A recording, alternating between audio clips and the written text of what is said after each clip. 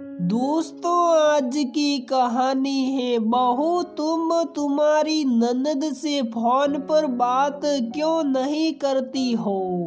दोस्तों, कहानी शुरू करने से पहले अगर आपने हमारे चैनल को सब्सक्राइब नहीं किया है तो सब्सक्राइब कर लीजिए ताकि आपके पास पहुंचे हर नया वीडियो।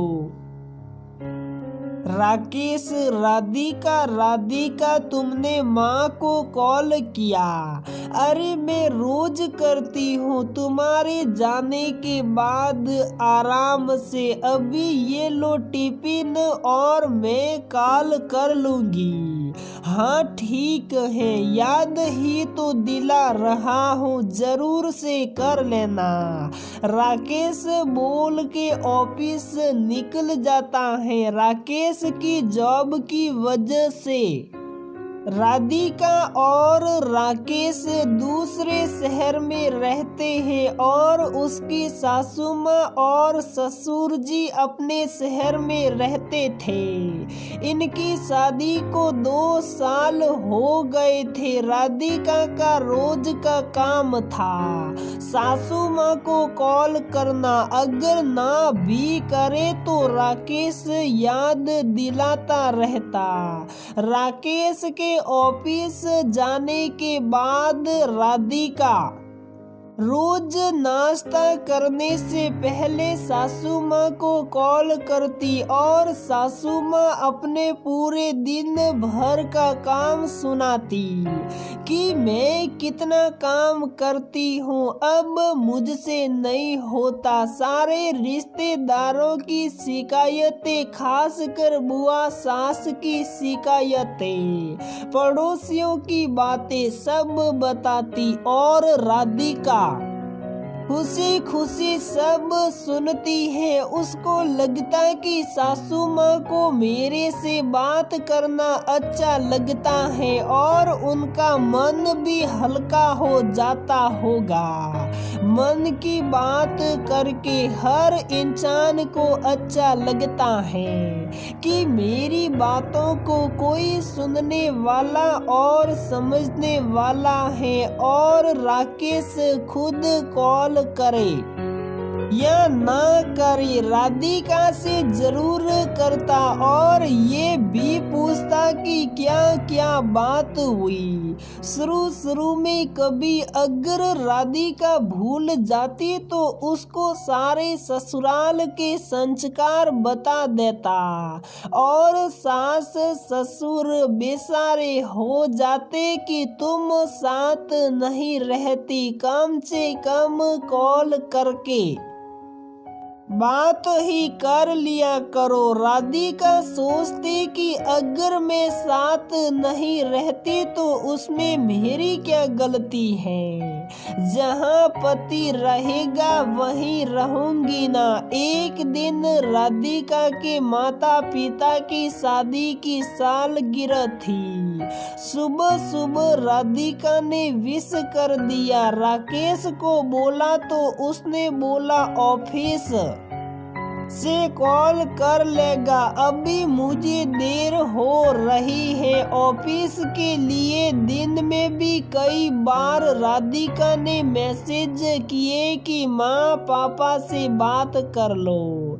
कर लूंगा का जवाब राकेश कर देता, लेकिन कॉल नहीं करता है। शाम में घर आने पे राधिका ने कॉल मिला के दे दिया राकेश को बात करने के लिए। आधे मन से राकेश ने बात की, जैसे जल्द से जल्द अपनी ड्यूटी निभा के फोन रख दे, और जल्द ही फोन रख भी दिया। यार तुम्हारे पापा कितने पकाते हैं, जब देखो पता नहीं दुनिया भर की बातें बताने लगते हैं। ये सब जान के मैं क्या करूँगा जो बताते रहते हैं, ऐसा क्यों बोल दिया उन्होंने जो आप इतना पक गए। जरा मैं भी तो सुनो, राधिका ने जानना सहा। अरे छोड़ो यार, जाओ मेरे लिए जरा चाय ले आओ प्लीज। राधिका का मन हुआ कि खूब सुना दे। शादी के इन 2 सालों में कभी मेरे माँ पापा को कॉल किया नहीं होगा और कभी मैं अपने ससुराल वालों से बात ना करूं तो मेरे घर वाले तक गलत हो जाते हैं। कुछ दिनों बाद एक सुबह राकेश राधिका पर गुस्सा करता है कि कल दीदी का जन्मदिन था और तुमने उनको कॉल नहीं किया। कितनी बार तुमको कहा है कि सबको टाइम से कॉल कर लिया करो। तुम उन लोगों के साथ नहीं रहती, कम से कम बात करके अपनी कमी महसूस ना होने दो। राधिका बोलती है, तुमने ही तो अपने दोस्तों को कल रात डिनर पे बुलाया था, पूरा दिन खाना बनाने में और तैयारी करने में मेरे दिमाग से निकल गया। मुझे भी तो समझने को कोशिश करो, मैं भी तो बिजी थी। बताओ बेचारी ऐसे ही अपने ससुराल में परेशान रहती है और कॉल करके खुद मुझे बोल रही है कि राधिका ने मुझे कॉल नहीं किया। कितना बुरा लगा होगा उन्हें, और एक कॉल करने में कितना टाइम लगता है। खैर छोड़ो, सब तुम्हारे बहाने हैं। कौन बात करे तुमसे, बोल के अपनी भड़ास निकल के राकेश जाके मैच देखने लगता है। लेकिन अपनी भड़ास निकल के अपना मन शांत करके सामने वाले को जो दुख दिया उसका क्या, उसकी भावनाओं की कोई कदर नहीं। मुझे भी बुरा लगता है, बहन और माँ का दुख दिखता है और मेरा नहीं। ये ही सोच के राधिका रोने लगती है। फिर ठीक 2 हफ्ते बाद राधिका भी जन्मदिन था। किसी का कॉल नहीं आया, ना सास का ना नहीं ननद का। उनका तो छोड़ो, राकेश को भी नहीं याद था। दोपहर में फेसबुक से राकेश को पता चल गया तो उसने विश कर दिया। अगली सुबह राधिका ने राकेश से कहा कि ननद जी ने मुझे जन्मदिन की बधाई नहीं दी। हाँ तो कहीं बिजी होगी बेचारी तुम्हारे ससुराल की तरह, उसको आराम नहीं है। ससुराल में बहुत काम होते हैं उसको, दिन भर काम करती रहती है। नहीं याद रहा होगा, राकेश ने सफाई देते हुए कहा। कैसे राकेश, कैसे कर लेते हो तुम? कैसे उन लोगों को हर तरह से सही साबित कर देते हो और मुझे गलत? क्या हमेशा मैं ही गलत होती हूँ? बोल के राधिका अपने रूम में चली जाती है। एक सुबह राकेश के ऑफिस जाने के बाद राधिका सास से बात कर रही थी, तभी उसको अच्छा महसूस नहीं होता। वो फोन रखने के बाद सोने जाती है तो उसे चक्कर आने लगता है। वो किसी तरह बेड पे जाके लेट जाती है और राकेश को कॉल करती है। राकेश शाम को आता है और डॉक्टर के पास ले जाता है। डॉक्टर उसको वायरल फीवर बता देता है जो ठीक होने में कुछ दिन लगते हैं और उसको आराम करने के लिए डॉक्टर कहता है राकेश घर आके राधिका को खाना और दवा टाइम से खिलाता है। राधिका 3 दिनों तक बुखार में तपती रहती है। राकेश पूरी देखभाल करता है। उस बीच राधिका के मम्मी पापा का सुबह शाम दोनों समय कॉल आता राकेश के पास। राकेश को अब बुरा लगता है कि उसकी माँ और दीदी राधिका का हाल साल के लिए कॉल क्यों नहीं कर रहे हैं। राकेश को बहुत शर्म महसूस होती है क्योंकि उनको पता तो पहले दिन चल गया था। राकेश ने खुद बताया था लेकिन किसी ने तबीयत पूछने के लिए कॉल क्यों नहीं किया।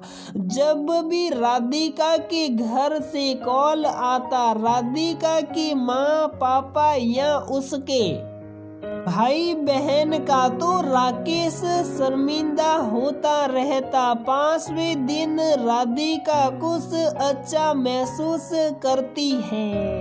अब उसका बुखार पूरी तरह उतर गया था। तभी सासू माँ का कॉल आता है कैसे हो बेटा, तबीयत कैसी है। अब सासू माँ पूछती है हाँ माँ अब ठीक हूँ, बुखार अब नहीं है लेकिन कमजोरी महसूस हो रही है अभी। राधिका ने जवाब दिया अरे क्या बताए बेटा, इधर कुछ दिनों से मेरी तबीयत भी ठीक नहीं है और तुम तो जानती हो यह कितना काम रहता है, दिन भर करते थक जाती हो। नहीं तो मैं तुम्हारा तबीयत पूछने के लिए जरूर कॉल करती। वैसे राकेश से पता चलता रहता था तुम्हारे बारे में। सासू माँ ने अपनी सफाई दे दी। बात करने के बाद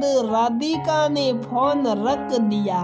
तभी तुरंत ननद जी का भी कॉल आ गया। उन्होंने भी वही बातें कही कि उनको बहुत काम था, तबीयत ठीक नहीं थी इसलिए कॉल नहीं कर पाई। राधिका ने उनसे भी अच्छे से बात की और फोन रख दिया। राधिका को कुछ अजीब लगा। वो राकेश की तरफ देखती है तो राकेश की सूरी वाली नजरों से वो अच्छे से समझ गई कि जरूर राकेश ने इनकी क्लास लगाई है, इसलिए ये लोग मुझे कॉल कर रहे हैं। लेकिन उसने कुछ नहीं बोला, बस हल्की मुस्कान आ गई उसके चेहरे पे और वो वापस बेड पे लेट गई। ऐसा क्यों होता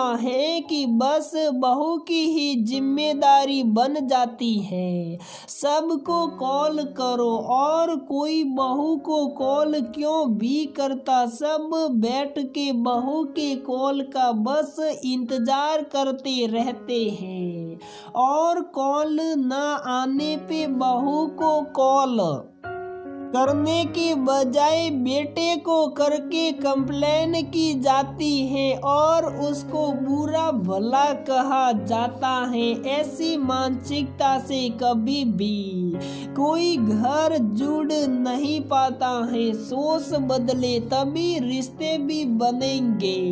तो दोस्तों हमारी ये कहानी यहीं पर समाप्त होती है।